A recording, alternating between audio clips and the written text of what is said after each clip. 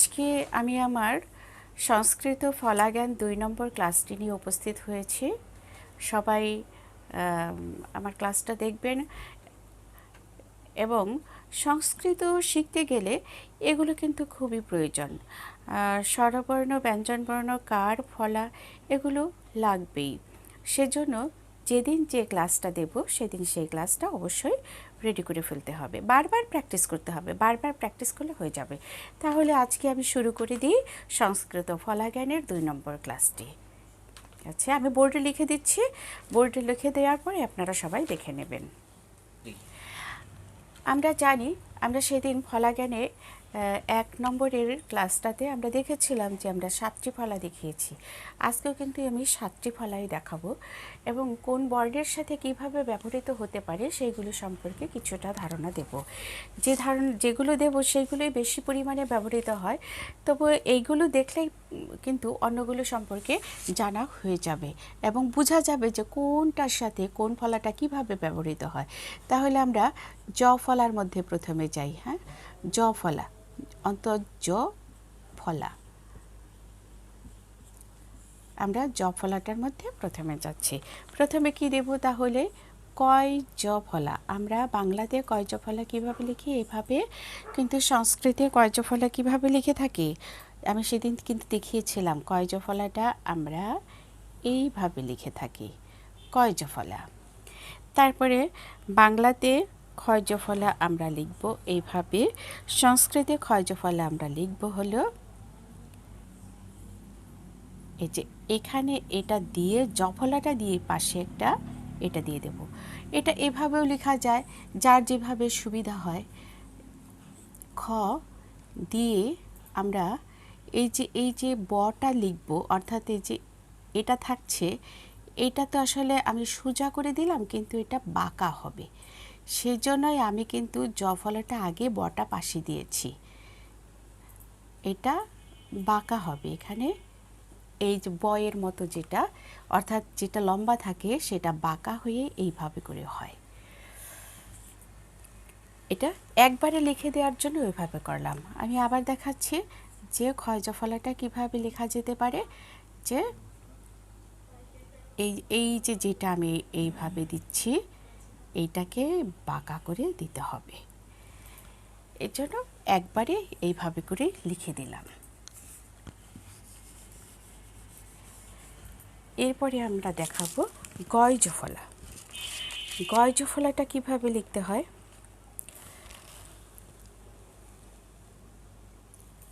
বাংলাতে গয় জ ফলা, সংস্কৃতের ক্ষেত্রে গয় জ ফলাটা এভাবে। এরপরে দেখা যাচ্ছে যে ঘয় জ ফলা কীভাবে?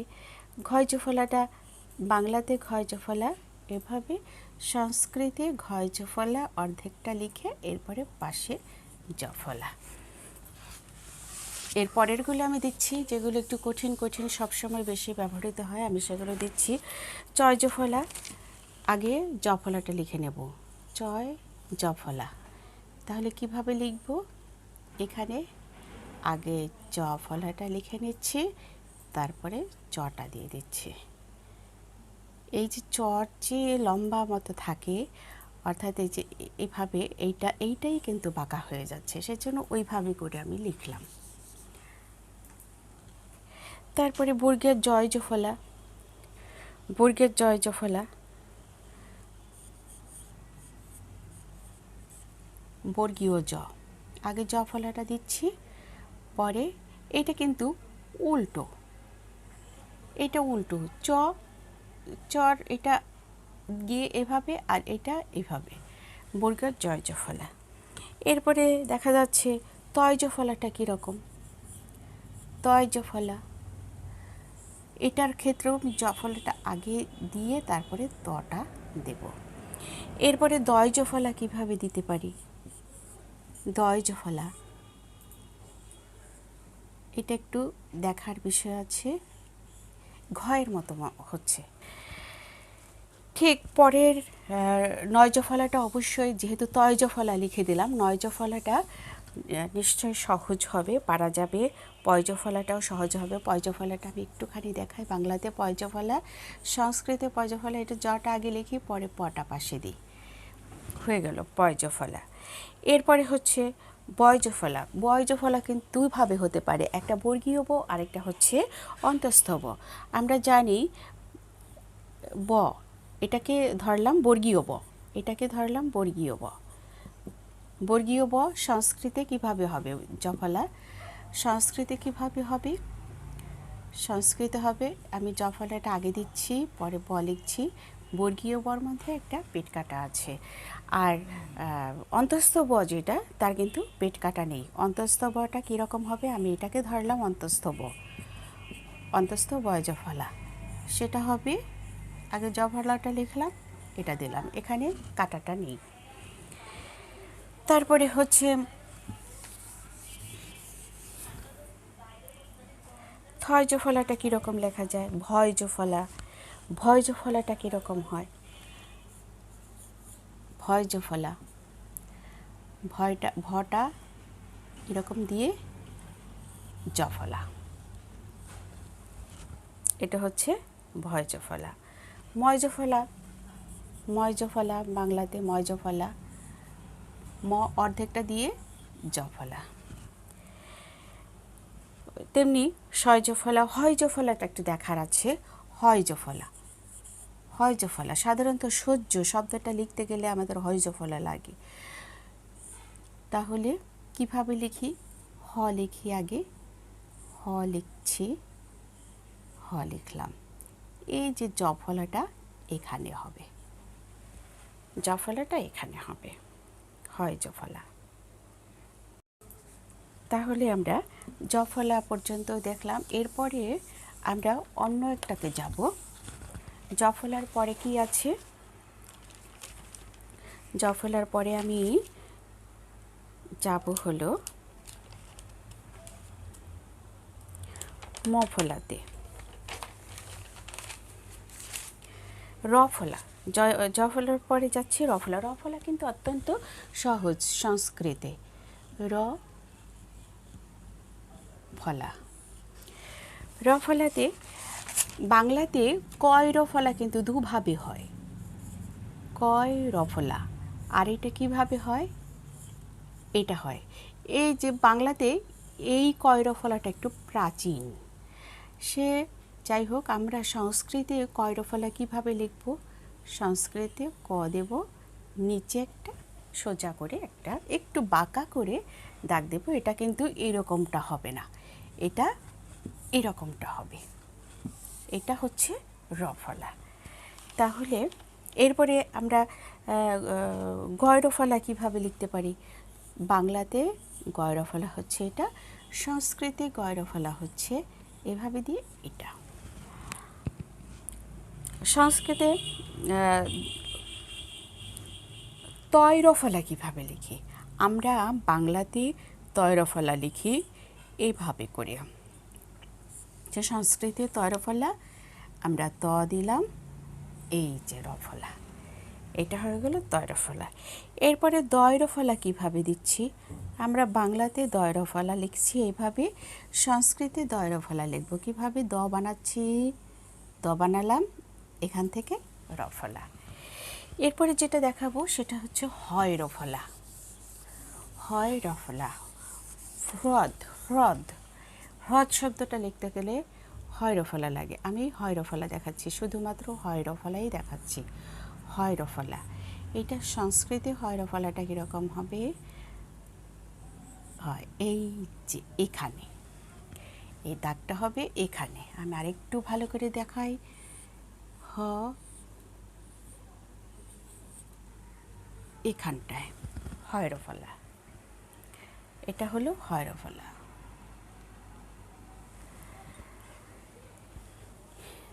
এই রফলা গেল। এরপরে আমরা যাব হলো ল ফলাতে, ল ফলা, ল ফলা। ল ফলাতে কীভাবে লিখব? কয়ল ফলা, গয়ল ফলা। কয়ল ফলাটা আমি সেদিন দেখিয়েছিলাম, বাংলাতে কয়ল ফলা লিখছি আমরা এভাবে। সংস্কৃতে কয়ল ফলা কীভাবে লিখব? ক দিলাম, ক দিলাম, লটা পাশে, কয়ল ফলা। তারপরে গয়ল ফলা কীভাবে দিচ্ছি, গয়ল ফলা, সংস্কৃতে গয়ল ফলা কীভাবে দেব, এটা লয় লয়, লয় ল ফলা, লয় ল ফলা বাংলায়, সংস্কৃতে আমরা কিভাবে দেব, লয় লয়। এরপরে যেটা আসবে হয়ল ফলা, হয়ল ফলাটা কিন্তু এতদিনে মনে হয় শিখে যাওয়ার কথা যে কিভাবে হয়ের সাথে অন্য বিষয়গুলো লেখা হয়ে থাকে। হ, হ দিলাম, এই যে লটা এখানে হবে, হয়ল ফলা, এটা টান হবে না, ল ফলা, এটা হচ্ছে এটা ছোট করে, আরও ছোট করে দেওয়া যায়, এটা আরও ছোট করে, আমি বুঝাবার জন্য একটু বড় করে দিয়েছি, এটা কিন্তু ছোটই হবে, হয়ল ফলা। এরপরে আসি আমরা ব ফলাতে, ব ফলাতে,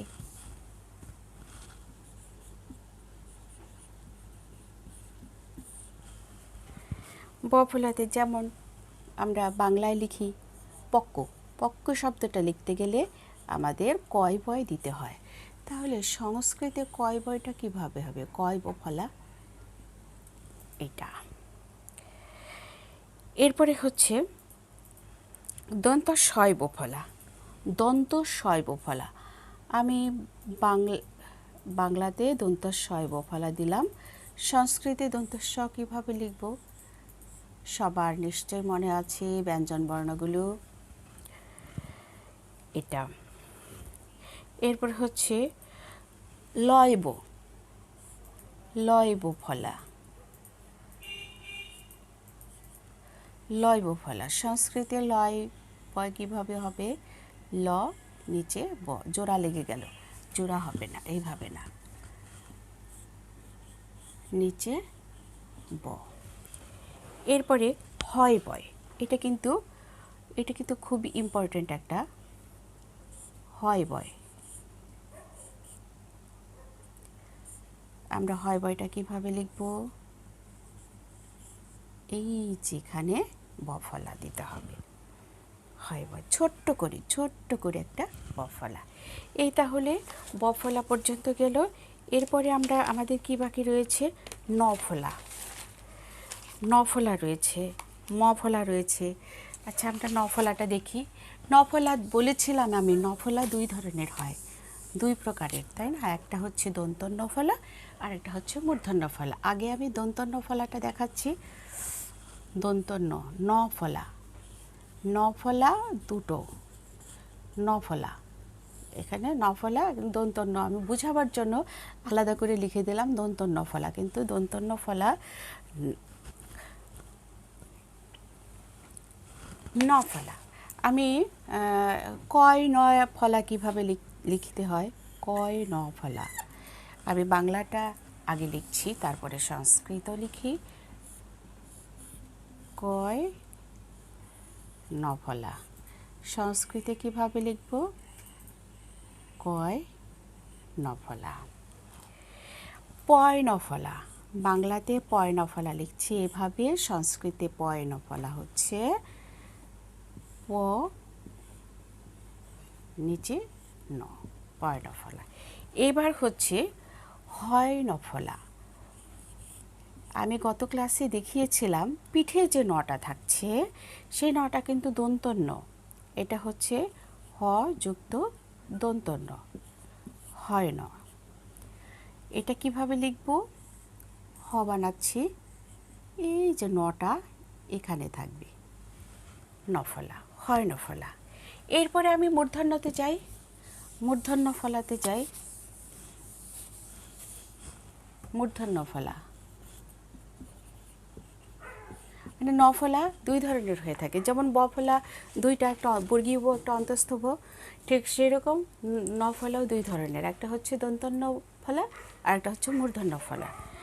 বানানগুলো দেখলেই বোঝা যাবে যে কোনটা কিভাবে লিখতে হবে। যেমন আমরা এখানে হয় নয়, এই হয় নটা কিন্তু মূর্ধন্য ন, কিভাবে এটা হ যুক্ত মূর্ধন্য ন। তাহলে বাংলায় এই হয় নয়টা আমরা কিভাবে লিখব? যেমন অপরাহ্ন লিখতে গিয়ে আমাদের এটা দরকার পড়ে। তাহলে হ এই যেখানে হচ্ছে মূর্ধন্য দিতে হবে, মূর্ধন্য। আর বিষ্ণু লিখতে গেলে যেটা দরকার পড়ে, এই যে বিষ্ণু স্নু, এটা হচ্ছে এটার যুক্তটা কি? মূর্ধন্যস্য মূর্ধন্য, মূর্ধন্যস্য যুক্ত মূর্ধন্য। এটা কিভাবে লিখবো আমরা? এটা সহজ, অত্যন্ত সহজ। এখানে আমরা আগে মূর্ধন্যটা লিখে নিই, আগে মূর্ধন্যটা লিখে নেই, পাশে, এই তো, অত্যন্ত সহজ। এরপরে আমরা মূর্ধন্যয় মূর্ধন্যয় লিখতে গেলে কিভাবে লিখব? মূর্ধন্যয় মূর্ধন্যয় এটা কিভাবে লেখা যায়? এটা কিন্তু দুইভাবে লেখা যেতে পারে, একটা এভাবে এভাবে,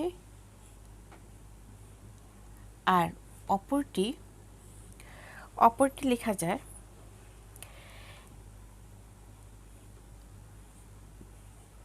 এরকম করে। এই দুটোই রাইট। সাধারণত এটা হিন্দিতে ব্যবহৃত হয়, হিন্দি ভাষায় এই নয় নয়টা ব্যবহৃত হয়।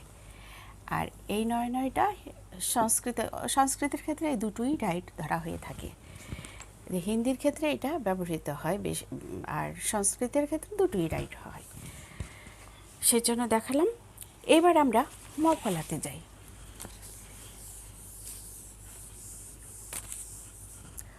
ম ফলা, ম ফলা, ম ফলা কীভাবে লিখব? যেমন আত্মা, আত্মা শব্দটা লিখতে গেলে আমাদের তয়ময় হয় লাগে। হ্যাঁ, এটা আমি গত ক্লাসেও দেখিয়েছিলাম। যেমন তয়ময়, সংস্কৃতে আমরা কি লিখব, কিভাবে লিখব? ম ফলাটা আগে ত দিলাম, তটা দিয়ে তার পাশে আমরা এইটাকে যে ম বানিয়ে দিচ্ছি, আত্মা হয়ে গেল তয়ময়। এরপর হচ্ছে নয়ময়টা কিভাবে লিখব? দন্তার নয় ময়, জন্ম শব্দটা লিখতে গেলে দরকার পড়ে, তাই না? তাহলে আমরা এটা কিভাবে লিখব? এই যে ন পাশে ম, অর্থাৎ নর অর্ধেক দিয়ে ম। এরপরে পদ্মা, দয়ময় লিখতে গেলে আমরা কিভাবে লিখব? বাংলাতে আমরা এইভাবে লিখছি দয়ময়। সংস্কৃতে আমরা কিভাবে লিখব? সংস্কৃতে আমরা লিখব এরকম করে দিয়ে, সংস্কৃতে আমরা লিখছি দয়ময়টা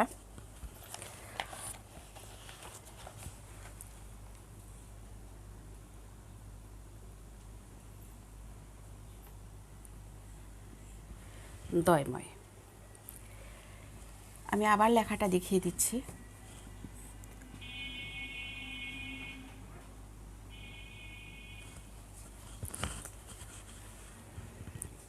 বাংলাতে আমরা দয়ময়টা কিভাবে লিখব? বাংলাতে আমরা দয়ময় লিখছি এইভাবে। সংস্কৃতের ক্ষেত্রে আমরা দয়ময় কিভাবে লিখব? সংস্কৃতের ক্ষেত্রে আমরা দটা এভাবে লিখে তারপরে ম বসাচ্ছি, দয়ময়। একটু অন্যভাবেও লেখা যায় আবার, এই যেখানে গোল মতো হলো এটা না দিলেও চলে, ঘর মতো টাইপের হয়ে গেল, এটা হচ্ছে দয়ময়। এরপরে আমরা রেফ ফলাতে যাব। রেফ ফলা, রেফ ফলা অত্যন্ত সহজ। রেফ ফলা, রেফ ফলা, তাহলে কিভাবে লিখব? যেমন কয় রেফ, বাংলাতে আমরা কয় রেফ কিভাবে লিখি? এইভাবে, বাংলাতে কয় রেফ লিখি এইভাবে, কিন্তু সংস্কৃতে কয় রেফ কিভাবে লিখব? ক দিয়ে একটু বাঁকা করে। ক্ষয় রেফ, বাংলাতে ক্ষয় রেফটা লিখছি এভাবে, সংস্কৃতে ক্ষয় রেফ কিভাবে লিখব? খ দিলাম রেফ। গয় রেফ, বাংলাতে গয় রেফ লিখছি এভাবে, সংস্কৃতে গয় রেফ কিভাবে হবে? একদম সহজ। আমি আজকের রেফগুলো সম্পর্কে সম্পূর্ণটাই ধারণা দিলাম। এগুলো দেখলে পরে বোঝা যাবে যে কোন বর্ণটার সাথে কিভাবে এই ফলা চিহ্নটা ব্যবহৃত হবে। আর ভালো বারবার প্র্যাকটিস করতে হবে, তাহলে হয়ে যাবে। পড়া করতে গিয়ে, লিখতে গিয়ে বা পড়া করতে গিয়ে যদি কোনো রকমের কোনো জিজ্ঞাসা থাকে, তাহলে কমেন্ট বক্সে জিজ্ঞাসা করলে আমি পরবর্তী ক্লাসে সেটা সম্পর্কে ধারণা দিতে পারবো। তাহলে আজকের জন্য আমি এখানেই সমাপ্তি ঘোষণা করছি।